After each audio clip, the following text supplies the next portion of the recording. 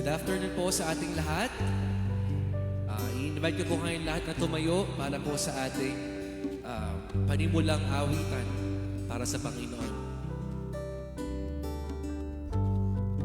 Gusto ko rin pong batiin lahat na nasa kanilang mga bahay na kasama po natin ngayong araw na ito para po sa ating pagsamba, sa ating Monday, Thursday service.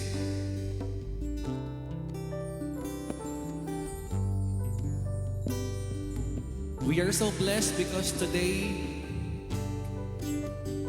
kasama natin ang Diyos. Amen? Amen. Sometimes, alam niyo po mga kapatid, we come to church carrying the weight of the world on our shoulder. Minsan daw po, nagta-church tayo, pero bit-bit natin yung bigat ng daigdig. Sino po yung nakaka-relate doon? Diba? Kaya po ngayong hapong ito, ngayong gabing ito, let us be in our vulnerable side. Alam ko po na yung bigat na yun, dala-dala nun yung mga mistakes natin, yung pain, yung doubt na meron po tayong lahat. But the beautiful thing about this is that the love of Jesus invites us just as we are. Ibig sabihin po doon, yung pagmamahal ng Diyos, ini-invite tayo ng kung sino lang po kayo, kung sino ka, kung sino po tayo lahat. That's how good and gracious our Lord is. So right now, we now come to the altar with our hearts open. And before we worship, before we sing the song, I'm inviting everyone to close our eyes and let's just feel this holy moment, holy time and precious moment with Jesus. And inviting everyone to lay everything down at the feet of Jesus right now. Lahat ng pain, lahat ng dinadala natin.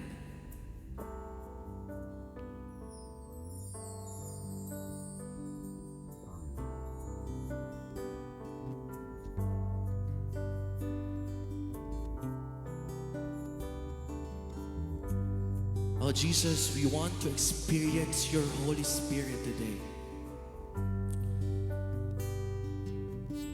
Panginoon, tulungan niyo po kami. Tulungan niyo po kaming maramdaman, Panginoon, ang pagmamahal mo. Panginoon, ngayon, ibinababa namin lahat ng mga gumugulo sa aming isipan. Dahil alam po namin, Diyos, na ngayong araw na ito, ay ipaparanas niyo po sa amin ang iyong pag-ibig, Panginoon. Lord, we cast everything, all our anxieties, all our worries, all our doubts, all the pain, Panginoon, ng lahat ng kasama namin ngayon dito. Lord, we come to you just as we are. Heal us, Father God. Come into our hearts.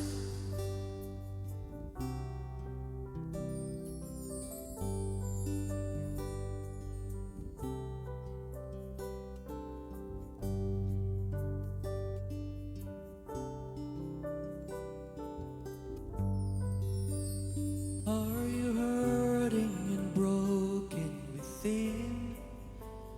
Overwhelmed by the weight of your sin? Jesus is calling. Have you come to the end of yourself? Do you thirst by the way from the well? Jesus is calling.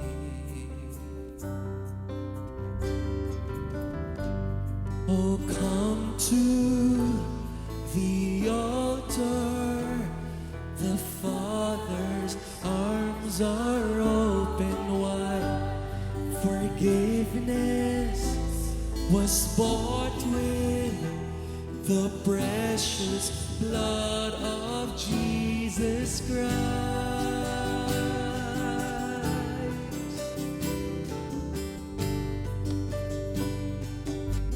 Let's sing, leave behind. Leave behind those regrets and mistakes. Come today, there's no reason to wait. Jesus is calling. Bring your sorrows, bring your sorrows and trade them for joy. From the ashes, a new life is born. Jesus is calling.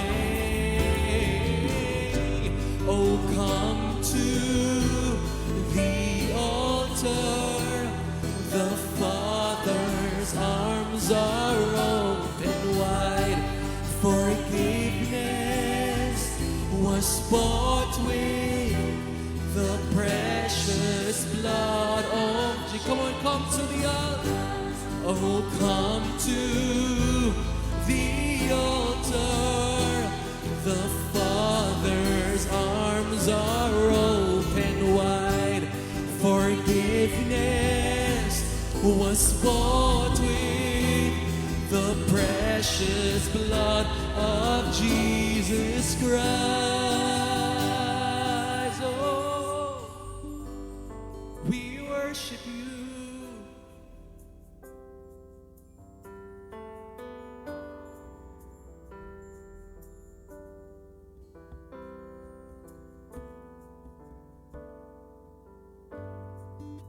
Oh, what a Savior. Isn't He wonderful? Sing hallelujah. Christ is risen. Yes, we believe it. Bow down before Him, for He is Lord of all. Sing hallelujah. Christ is risen. When we sing, oh, what a Savior. Oh, what a Savior. Isn't He wonderful?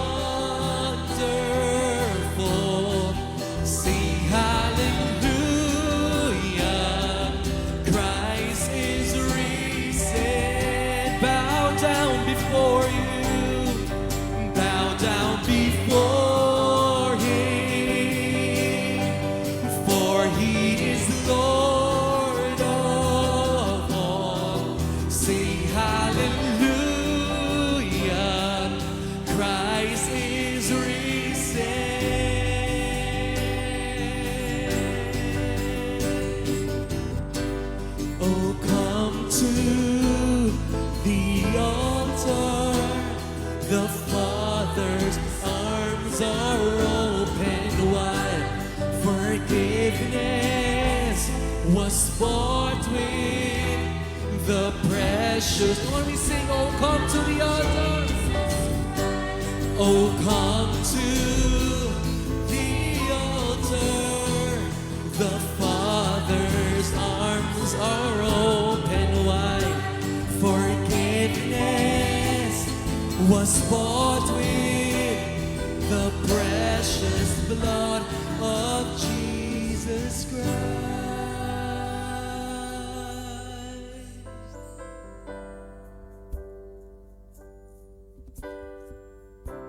And all my life you have been faithful. Yes, you are. And all my life you have been so good. With every breath that I am able, oh, I will sing of the goodness of all my life. And all my life you have been faithful. And all my life you have been so good. With every breath that I am able, oh, I will sing of the goodness of God. And all my life you have been faithful. All my life you have. And all my life you You have have been been so good. with every With breath. every breath that I am able, oh, I will sing of the goodness. Can we sing this in prayer? And all my life you have been faithful.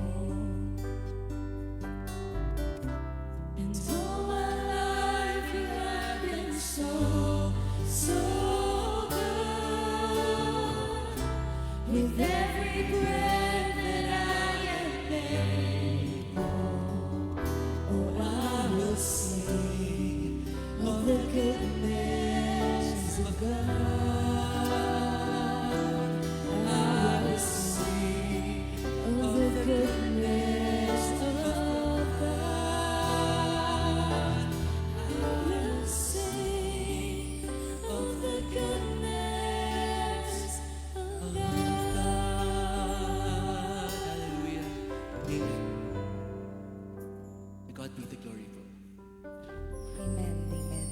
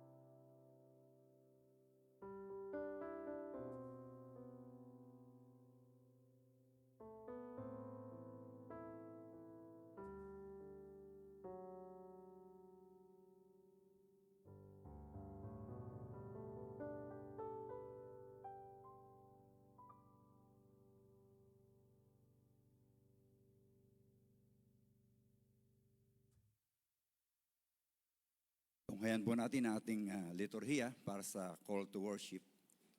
Ito po ay hinalos sa mga awit, Kabanatang 27, talatang 1 hanggang 5. Si Yahweh ang ilaw ko at kaligtasan. Sino pa ba ang aking katatakutan? Si Yahweh ang muog ng aking buhay. Sino pa ba ang aking kasisindakan? Kung buhay ko'y pagtangkaan ng taong masasama, sila'y mga kalaban ko at mga kaaway nga. Mabubuwal lamang sila at mapapariwara. Kahit isang hukbo ang sa aki pumalibot, hindi pa rin ako sa kanila matatakot. Salakayin man ako ng mga kaaway, magtitiwala pa rin ako sa may kapal. Kay Yahweh ay isang bagay lang ang aking hiniling. Iisa lamang talaga ang aking hangarin. Ang tumira sa templo niya habang buhay. Upang kagandahan ni Yahweh aking mapagmasdan at dooy humingi sa kanya ng patnubay. Ay pong lahat, itatago niya ako kapag may kaguluhan. Sa loob ng kanyang templo ako'y iingatan. Sa ibabaw ng batong malaki ako'y ilalagay. Nothing but the blood of Jesus.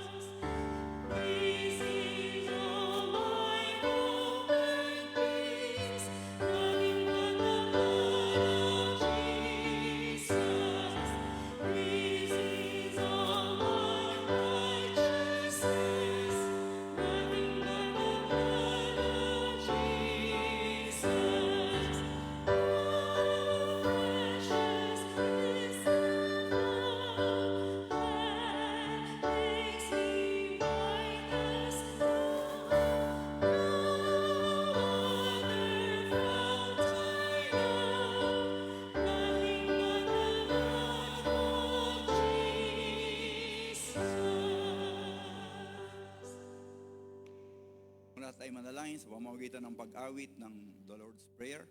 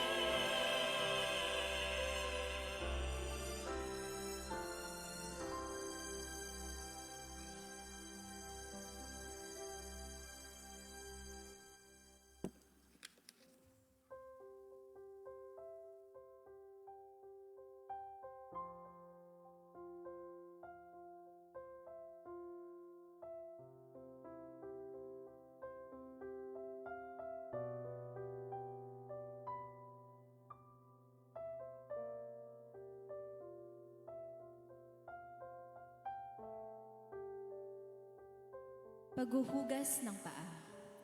Ngayong gabi, tunghayan natin ang isang sagradong tagpo sa buhay ni Jesus. Bago ang kanyang paghihirap at kamatayan. Sa gitna ng hapunan, kasama ang kanyang mga alagad, ipinakita niya ang pinakadalisay na halimbawa ng kababaang loob at pagmamahal, ang paghuhugas ng kanilang mga paa. Mula ito sa Ebanghelyo ni Juan, Kabanata 13, mga talata 1 hanggang 17. Ang simula ng paglilingkod.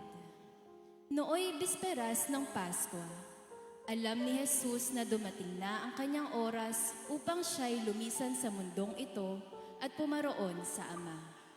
Mahal niya ang kanyang mga alagad na nasa sanlibutan at minahal niya sila hanggang sa wakas. Habang sila'y naghahapunan, si Judas na anak ni Simon Iscariote ay napagpasyahan ng ipagkanulo si Jesus, sapagkat pinasok na ng dyablo ang kanyang puso.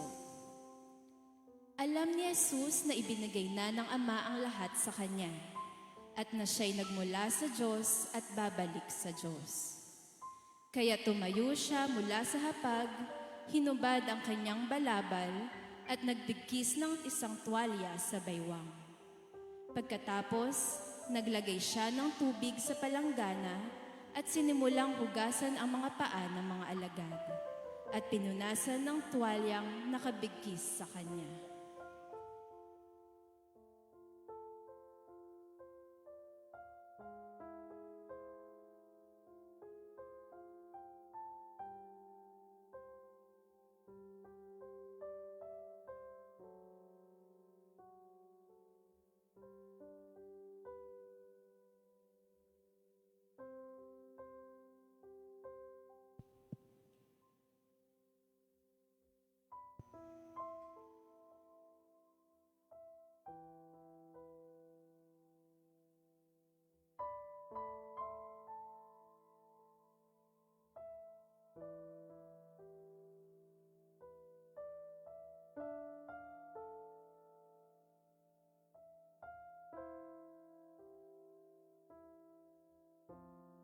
Ang pag-uusap nila ni Pedro. Si Jesus ay lumalapit kay Pedro upang hugasan ang kanyang mga paa. Panginoon, kayo po ba maghuhugas ng aking mga paa? Ang ginagawa ko ay hindi mo pa nauunawaan ngayon, ngunit mauunawaan mo rin pagkatapos nito. Hindi po ninyo mahuhugasan ng aking mga paa. Kung hindi kita huhugasan, wala kang bahagi sa akin. Panginoon, kung ganoon, hindi lamang po ang aking mga paa, kundi pati na rin ang aking kamay at ulo. Ang taong naligo na ay malinis na at hindi na kailangang hugasan pa, kundi ang kanyang mga paa. At kayo'y malilinis na, ngunit hindi kayong lahat. Sapagkat alam niya kung sino ang magkakanulo sa kanya.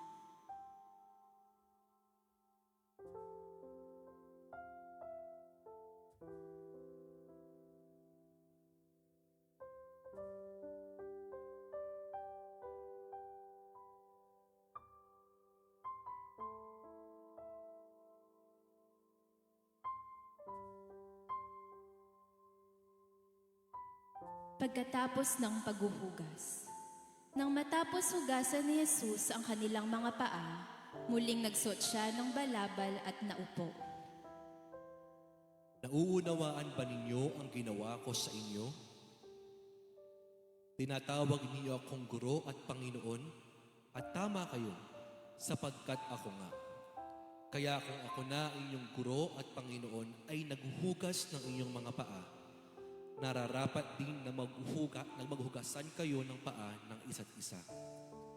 Binigyan ko kayo ng halimbawa upang inyong tularan ang ginawa ko sa inyo. Tandaan ninyo, walang alagad na mas dakila sa kanyang guro, ni ang sino mang sugo ay mas mataas kaysa sa nagsugo sa kanya. Ngayon na alam ninyo ang mga bagay na ito, mapapalad kayo kung ito'y inyong gagawin.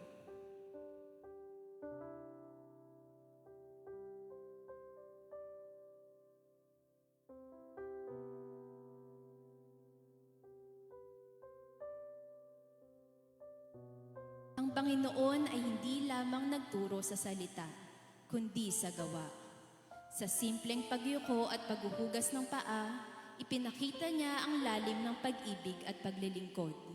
Sa bawat pagkakataong tayo'y mapagkumbaba at maglingkod sa kapwa, ginagaya natin si Kristo.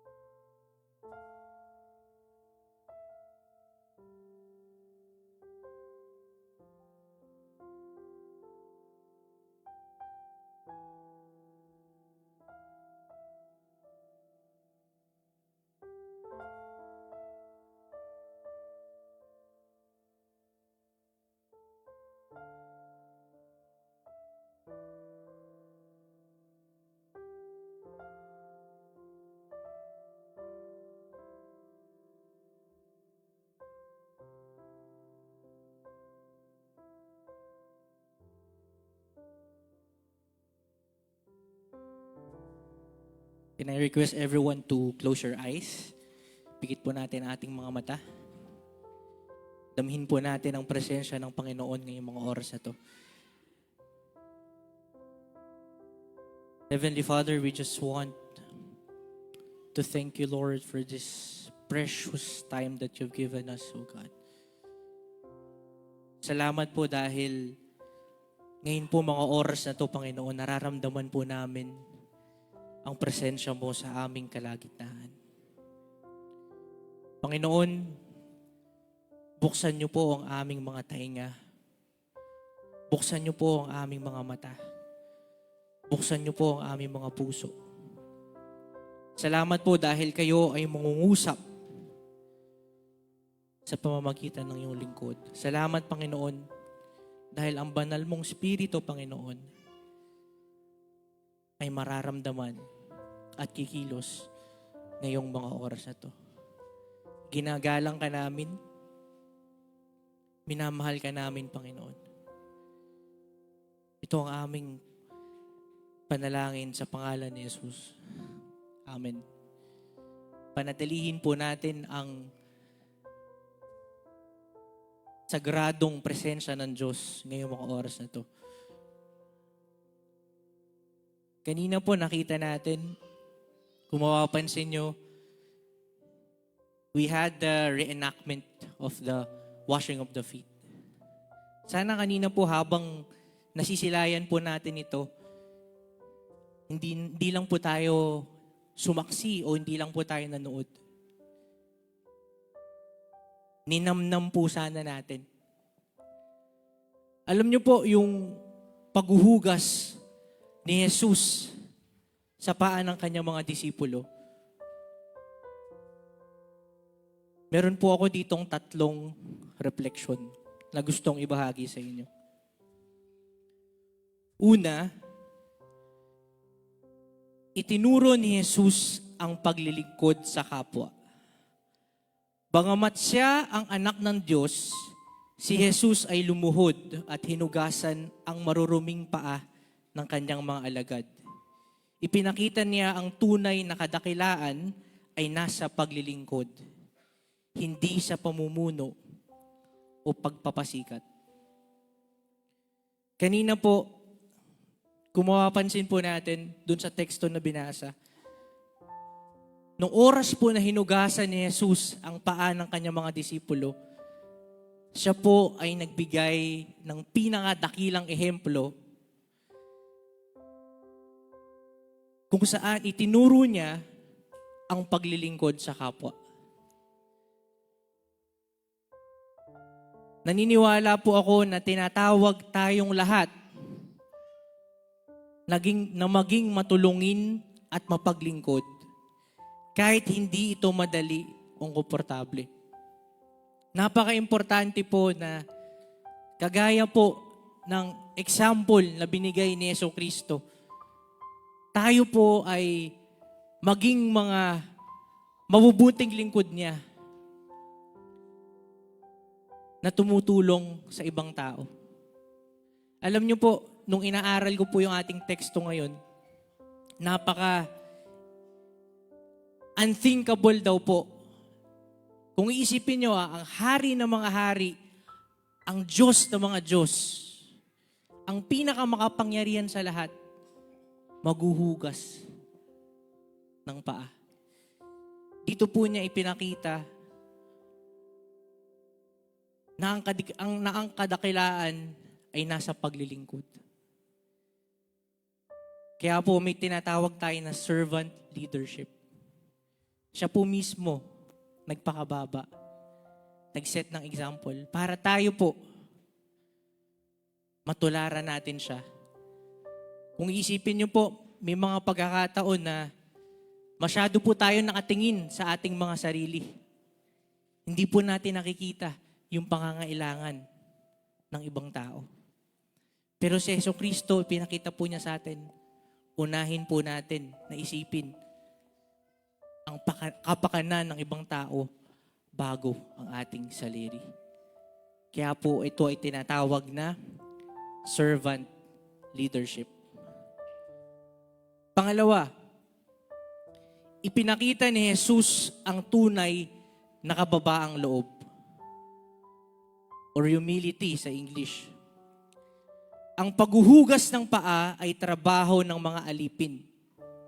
Ginawa ito ni Jesus upang ipakita na walang sino man ang higit sa iba pagdating sa paglilingkod. Alam niyo po, sa panahon nila Jesucristo, wala pa pong mga sasakyan, wala pa pong mga kotse, wala pa pong mga tren, wala pang mga bus, wala pang mga jeep.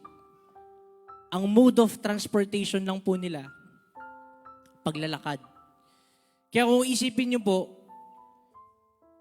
ang lalayo po ng mga lugar na pinupuntahan nila, na ang ginagamit lang po nila, ang kanilang mga paa sa paglalakad.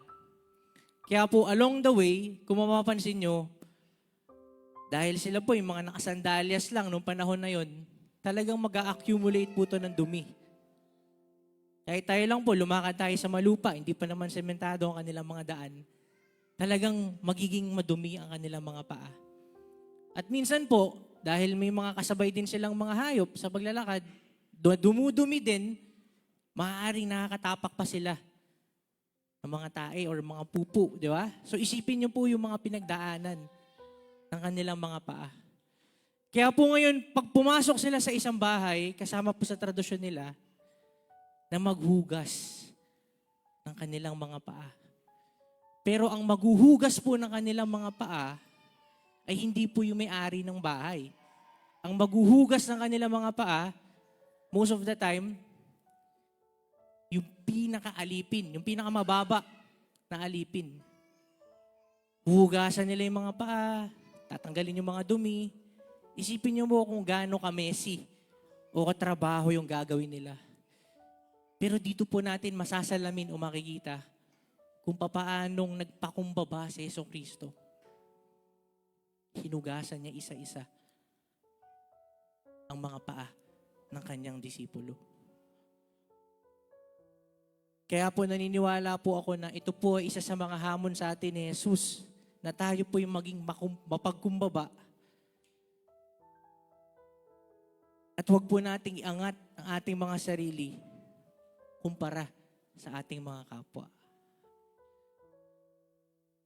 Dahil si Jesucristo mismo nag-set ng example kung papaano maging mapagkumbaba. At naniniwala po ako dito, marami po sa atin, may time, inuuna natin ang mga pride natin. Kaya most of the time, imbis na magkaroon ng resolution sa mga problema, lumalala pa. Pero, balik po tayo sa aral ng ating washing of the feet. Si Jesucristo, nagpakumbaba. Kaya sino ba tayo para hindi rin tayo magpakumbaba? Kaya po naniniwala ako may mga pagkakataon na may mga problema na kailangan mo lang ibaba yung pride. Kailangan lang natin ibaba ang pride natin. Maayos na. At pag natuto tayo naging mapagkumbaba, naniniwala po ako na napakalayo po ng pagdadalan sa atin ng Panginoon. Even ng ating simbahan, napakalayo po ng pagdadalan ng Diyos sa ating simbahan. At panghuli po, masasalamin po dito ang pag-ibig na ipinakita sa gawa. Hindi lamang sinabi ni Jesus na mahal niya tayo, ipinakita niya ito sa pamamagitan ng kanyang mga gawa. Alam niyo po, bukod po sa pagpapakumbaba, pinakita po ni Jesus ang pagmamahal. Dahil sa paghuhugas po ng paa, pinakita niya ang tunay na pagmamahal. Na kahit gaano tayo kadumi, kahit gaano kabigat ang ating mga kasalanan, handa siyang hugasan ang mga ito at mahalin tayo. Kaya naniniwala po ako yung pong sa paghuhugas ng paa na ginawa ni Jesucristo, pinakita po niya ang pinakamatinding pagmamahal sa bawat isa sa atin. Hinugasan niya tayo sa ating mga kasalanan, sa ating mga pagkakamali, sa ating pagkukulang, at tinanggap na buong buo. At panghuli po, ito po gusto ko pong idagdag. Sa tradisyon po ng mga Jew noong panahon na ito, kung mapapansin niyo po, sila po ay maghuhugas muna ng kanilang mga kamay bago kumain. Pero po sa teksto na ito, si Jesucristo po ay naghugas muna ng mga paa. Alam niyo po ang ibig sabihin nito? Ito po ay ang pagkukomisyon ni Jesucristo sa kanyang mga alagad na humayo at ibahagi ang magandang balita. So ngayon po mga oras na to, naniniwala po ako na hindi man po tayo lahat nahugasan ng paa. Pero ang Diyos, spiritually, hinuhugasan po niya ang ating mga paa ngayong mga oras na to. At kinukomission po niya tayong lahat. Sinusugo po niya tayong lahat na ibahagi ang mabuting balita, ang kaligtasan sa mundo. Kaya po tayong lahat, maaari po ba tayong lahat na itumayo? Tayo po'y magpasalamat kay Jesus dahil sa kanyang kabutihan sa ating lahat. Lord, salamat po dahil ngayon pong mga oras na ito, Panginoon, hinahamon niyo po ang bawat isa sa amin, Panginoon, na tularan ang iyong ginawa. Salamat po dahil sa oras po na ito, Panginoon, itinuturo niyo po sa amin kung paano maging servant leader, Panginoon. Na mas uunahin namin yung kapakanan ng ibang tao kaysa sa amin, Panginoon. Iisipin namin, Panginoon, yung mararamdaman ng ibang tao bago kami gumawa ng isang bagay. Dahil tinuturuan mo kami maging selfless. Lord, salamat din po dahil itinuturo niyo po sa amin, hinahamon mo kami, Panginoon, na magpakumbaba katulad mo, Panginoon. Na ikaw na pinakamataas sa lahat, pinakamakapangyarihan sa lahat, ikaw ay nagpakababa. Panginoon, naway kami mabuhay ng may pagpapakumbaba sa aming mga buhay, Panginoon. Salamat po. Dahil hindi po namin iisipin na kami ay mas mataas kaysa sa ibang tao. Na mas valuable ang aming mga buhay kaysa sa ibang mga tao, Panginoon. Salamat po dahil dadaloy po ang spirito ng humility sa amin ngayong mga oras na to. At salamat po dahil kagaya mo, Panginoon, hahakbangan po namin yung pag-ibig na ibinigay mo sa amin. Hindi lamang po ito sasambitin ng aming mga puso. Sabi nga po, Panginoon, actions, Lord, they speak louder than words. Salamat, Panginoon. Dahil masasalamin po sa aming mga buhay. Sa aming bawat movement sa Panginoon, sa aming mga kilos, ang pagmamahal na nagmumula sa inyo, Panginoon. Salamat, Panginoon, dahil binibigyan mo kami ng pagkakataon. Katulad nito, upang magbulay-bulay ng ganitong mahalagang mga bagay, Panginoon. Salamat po. Maghari ka sa bawat isa sa amin, Panginoon. Kumilos ka sa bawat isa sa amin, Panginoon. Mangusap ka sa bawat isa sa amin, Panginoon. Salamat po sa iyong kabutihan. Sa pangalan ni Jesus. Amen. Amen.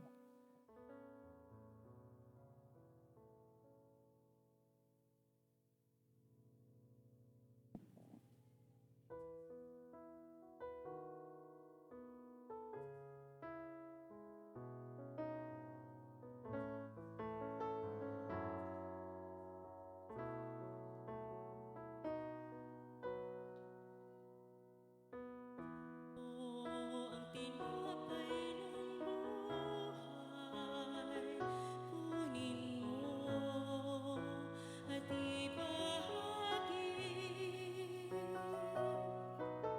Ito ang tinapay ng buhay, kanin mo't mag-iisa. Yan ang katawang pinayubay upang ikaw ay mabuhay. Yan ang katawang naghirap upang iyong kamtan ang buhay na walang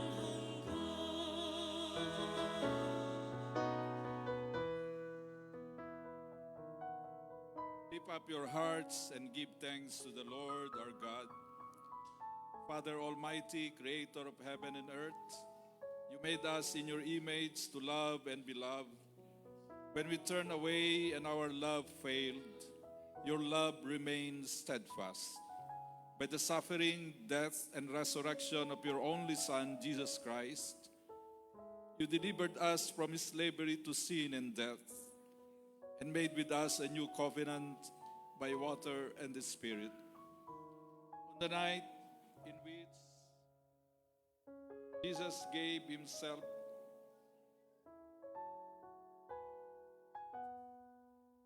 took the bread,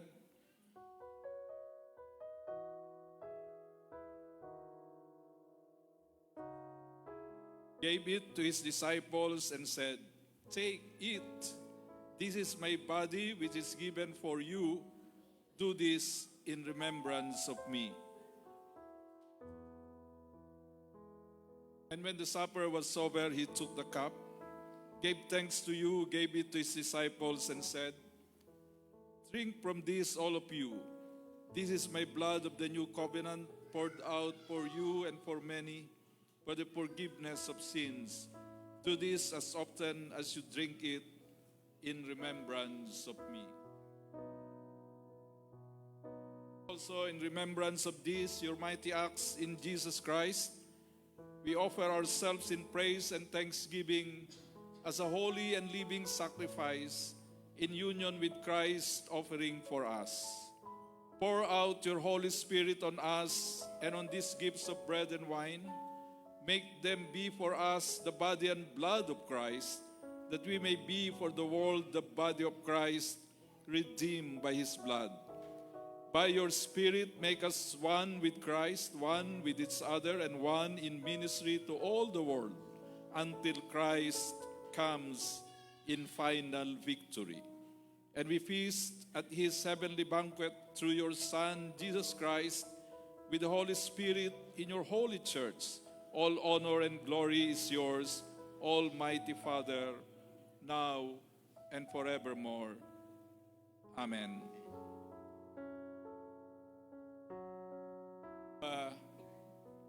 Break the bread and wine. At katulad po ng ating ginagawa ay by organizations.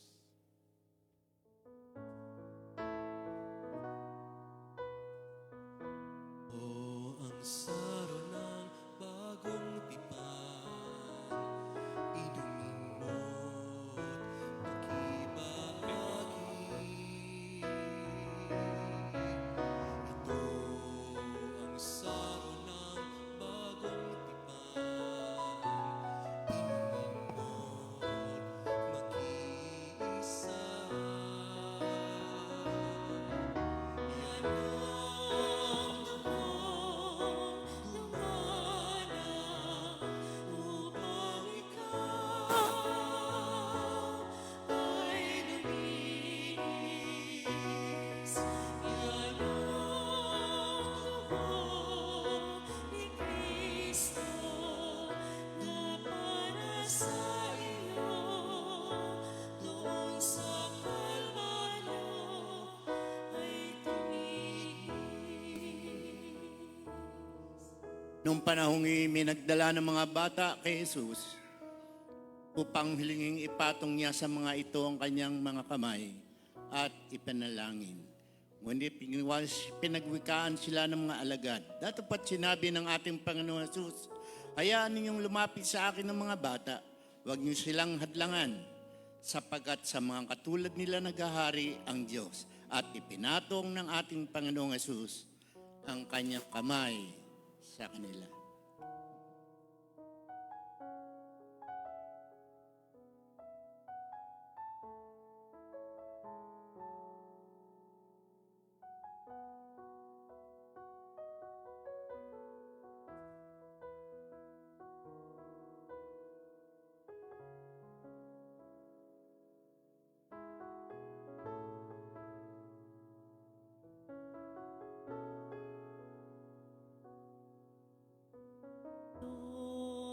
Ang tinapay ng buhay, kunin mo, makibahagi.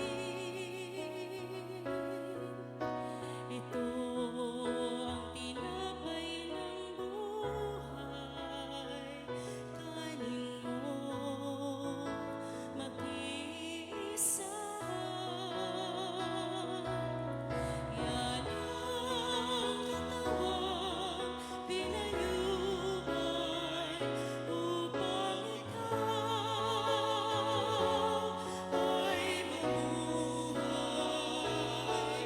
Yan ang katawang naghirap upang iyong kamtan ang buhay na walang hanggan.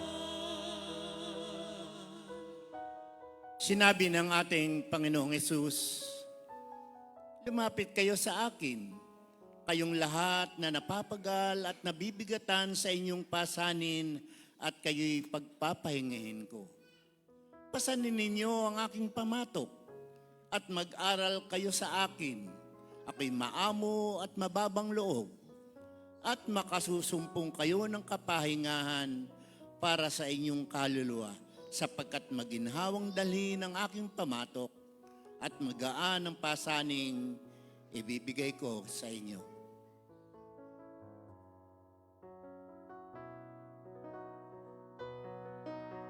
Ito ang saro ng bagong tipan, inumin mo't makibahagi. Ito ang saro ng bagong tipan, inumin mo't mag-iisa. Yan ang dugong dumanak upang ikaw ay luminis. Yan ang dugo ni Kristo na para sa iyo doon sa Kalbaryo ay tumiis.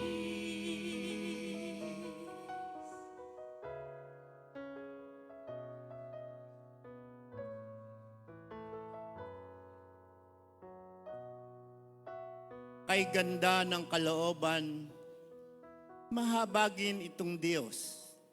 Kung magalit ay banayad, kung umibig na may lubos. Banayad nga kung magalit, hindi siya nagtatanim. Yaong taglay niyang galit, hindi niya kinikimkim.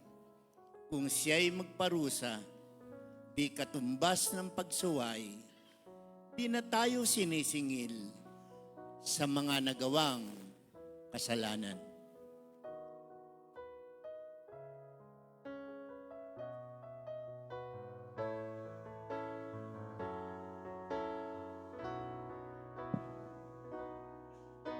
Ito ang tinapay ng buhay. Ito ang sanang bagong tipan. Yan ang katawang nagayupay. Yan ang dugong itinigis. Ito ang aking patunay. Ako'y kasama niyang namatay. Ito ang aking ipahayag na makabalik. Ito po, nanyayahan po ang lahat ng kababaihan na lumapit sa harap. Kababaihan mo la po.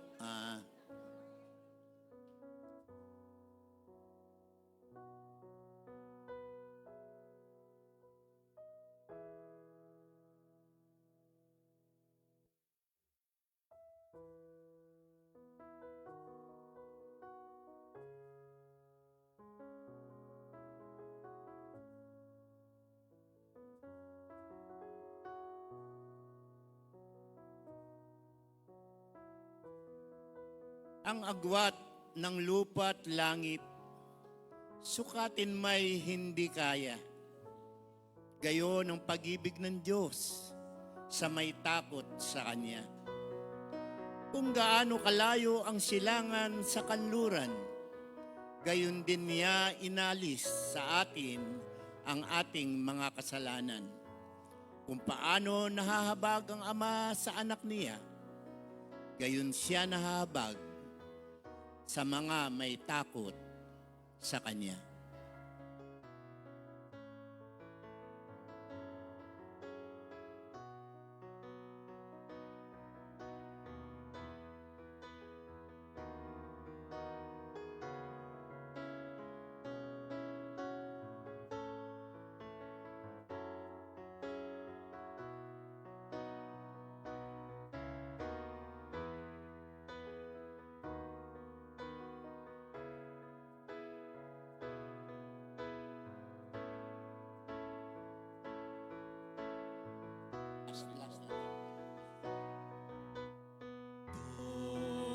Sige po, atin na pong sasagawa ang huling pagdulog sa dulang ng Panginoon, ang mga kalalakihan at kung meron pa pong hindi nakakadulog, ay mangyari na pumunta po sa harapan. Sanang bagong tipan, inumin mo't makiisa.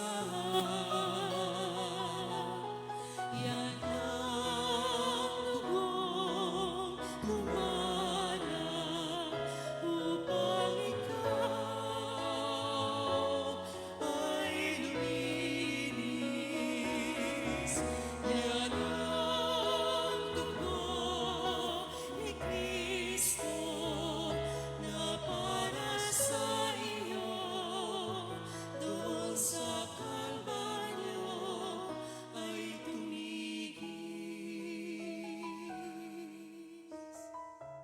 Hanapin si Yahweh samantalang siya inyong makikita. Siya ay tawagin habang malapit pa. Ang mga gawain ng taong masamay dapat ng talikdan at ang mga likoy dapat magbago na ng maling isipan. Sila'y manumbalik, lumapit kay Yahweh upang kahabagan at mula sa Diyos matatamo nila ang kapatawaran.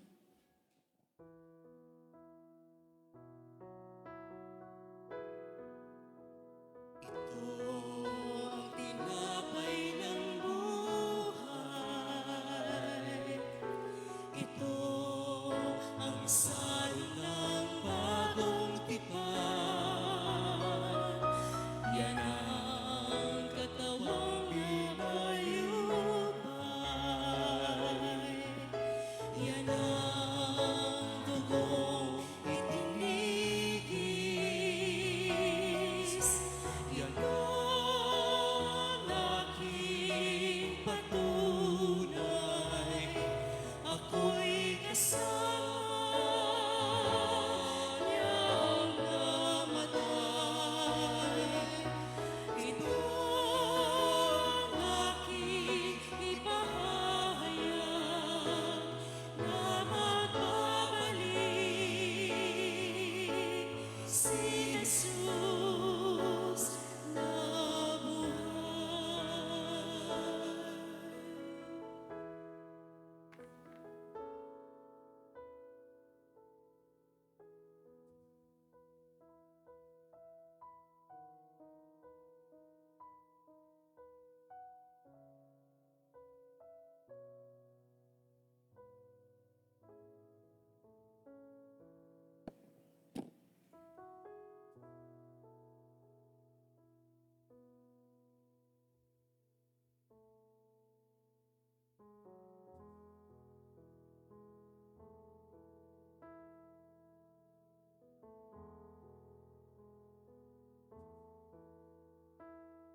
Patuloy po tayo sa pagsamba sa ating Diyos. Sa pagkakataong ito, gagawin natin ang ating paghahandog para sa Panginoon.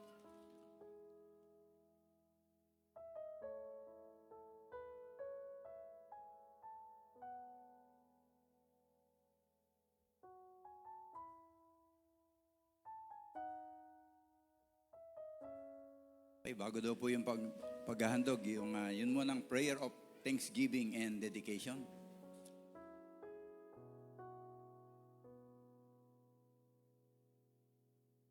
Okay po tayong lahat. Yan, sabay-sabay po tayo sa prayer of thanksgiving and dedication. Makapangyarihang Diyos, Ama ng kahabagan, bagamat hindi kami karapat-dapat lumapit sa iyo, bunga ng marami naming kasalanan at kakulangan. Hayaan mo sa sandaling ito'y buong pagpapakumbabang pasalamatan ka namin sa iyong walang kapantay na kabutihan at pag-ibig.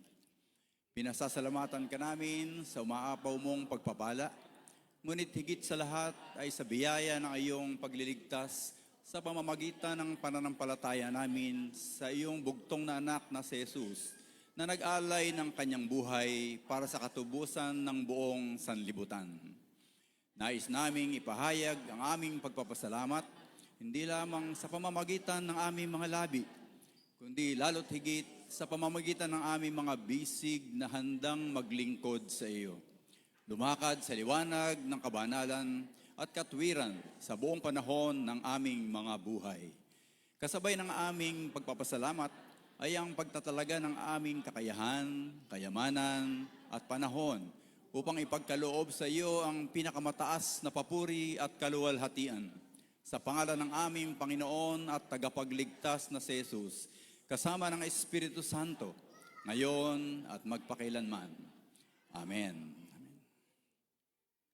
Po ay gagawin natin ang ating mga paghahandog.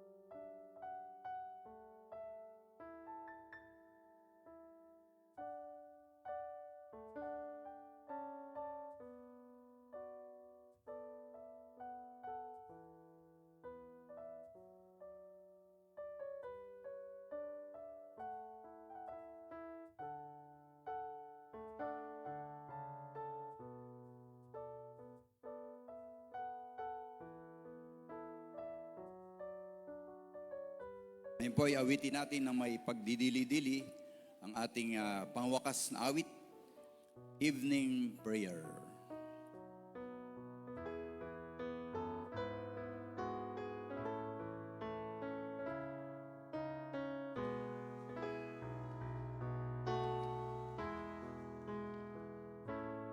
Kung may nasugatan akong puso, kung mayroon akong nasihayop,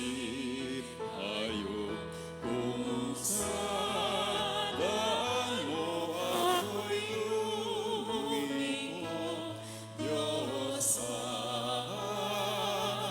katawan.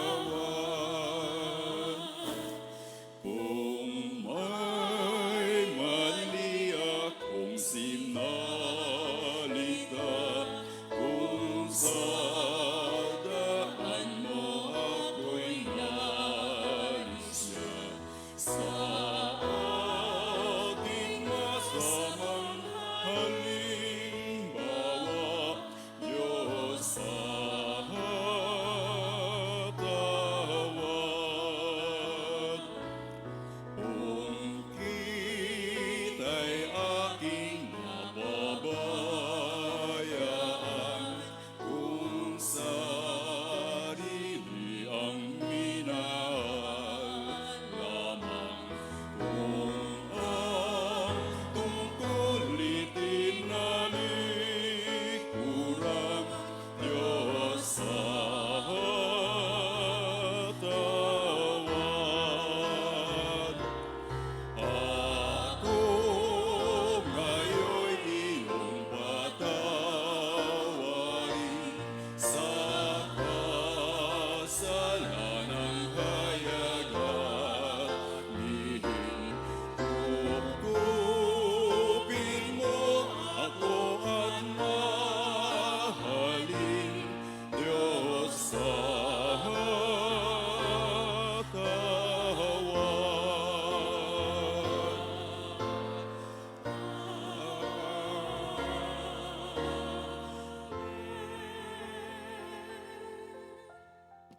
Sa ating pong pastoral prayer ay po-focus po natin ang ating prayer sa paghingi natin sa Diyos ng kapatawaran sa ating mga kasalanan at pagkukulang, at gayon din ang paghingi natin ng bagong kalakasan at kapangyarihan upang pagtagumpayan natin ang isang bagong taon pagkatapos ng Holy Week.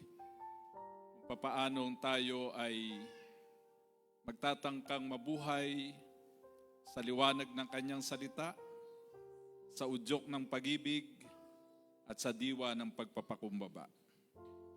Kaya sino man po sa inyo na nagnanais na muling i-commit ang kanyang sarili sa Panginoon, sa Diyos ng pagpapatawad, malaya po kayong makalapit sa harapan. Lalo na kung nais nating humingi ng gabay sa Panginoon sa lalakarin natin sa bagong taong ito pagkatapos ng Holy Week.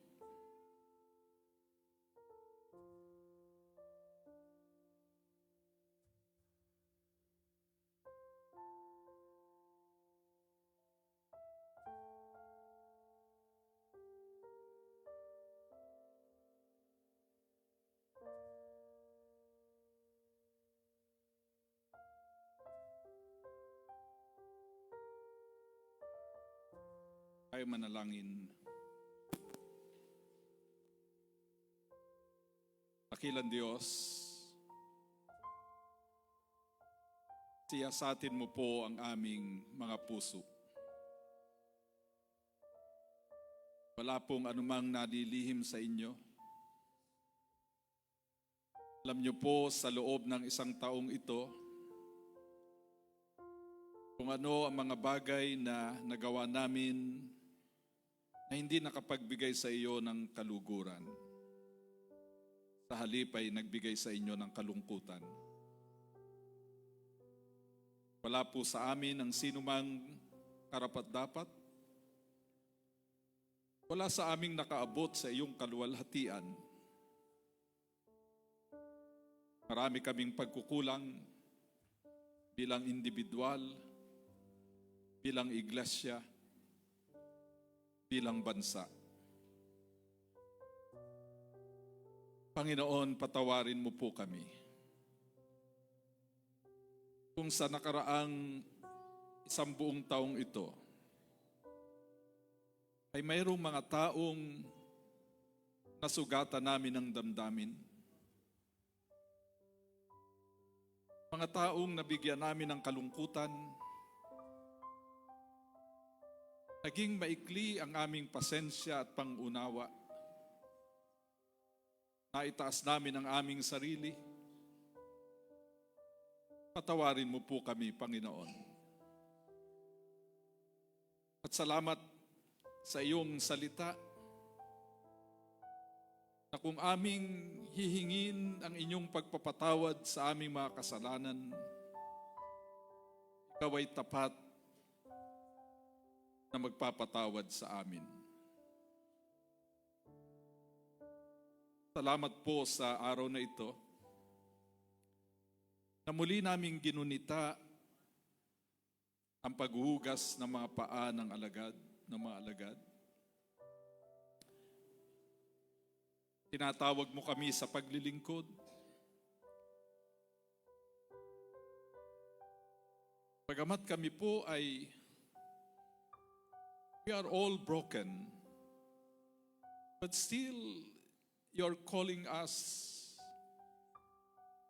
to minister to people with broken lives. We are wounded healers, O Lord. Sa kabila po ng aming pagnanais na magbigay ng kagalingan sa iba, kami rin po, Panginoon, ay may sakit. Ngunit salamat, Panginoon, dahil hindi mo naman hinihintay na kami maging perpekto, sapagkat hindi kami magiging perpekto kailanman. Sa kabila po ng aming mga kakulangan, mga pagkakasala sa iyo, pinahihintulutan mo pa rin kaming maglingkod. Salamat, Panginoon, sa pribilehiyong ito. Panginoon, kilala mo po kami.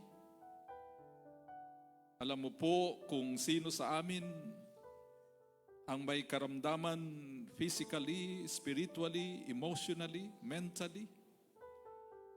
Oh Lord, thank you so much. You are an amazing and powerful God. Because you can heal us holistically. You can heal our mind. You can heal our emotions. You can heal our hearts. You can heal our spirits. Nais po naming humarap sa darating na Pasko ng pagkabuhay na kami po'y pinagaling mo. Tinaas sa aming kalagayan, binigyan ng bagong pag-asa at ng bagong kapangyarihan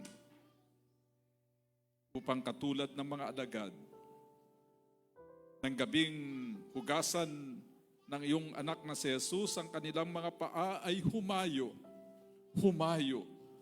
sa buong daigdig. At lahat sila, maliban sa isa, namatay sa marahas na pamaraan ng dahil sa kanilang pag-ibig sa iyo. Panginoon, maaaring hindi mo naman hingin ang buhay namin sa aming paglilingkod, ngunit ang hinihingi mo ay ang kumpleto naming katapatan. May you find us faithful as we together journey. As we together as a church continue our journey to eternity. This is our prayer. In Jesus' mighty name. Amen.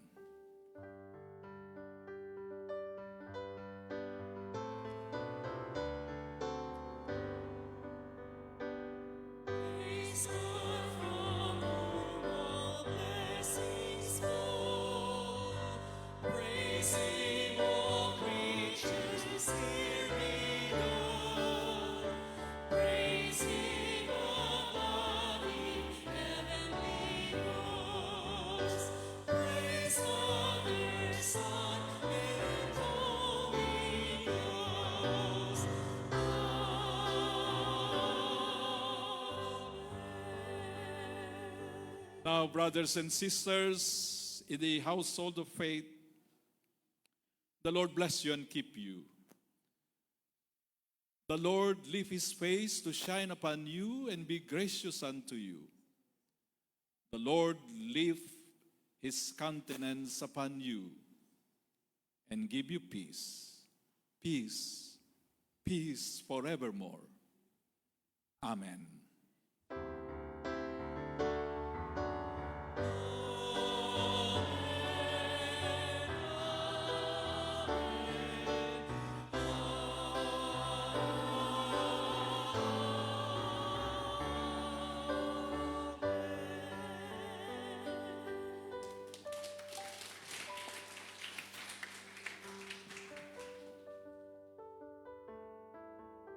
Magkita-kita po tayo bukas sa ating 7 Palabra, alas 9 ng umaga. 9 in the morning, yung ating pong 7 last words.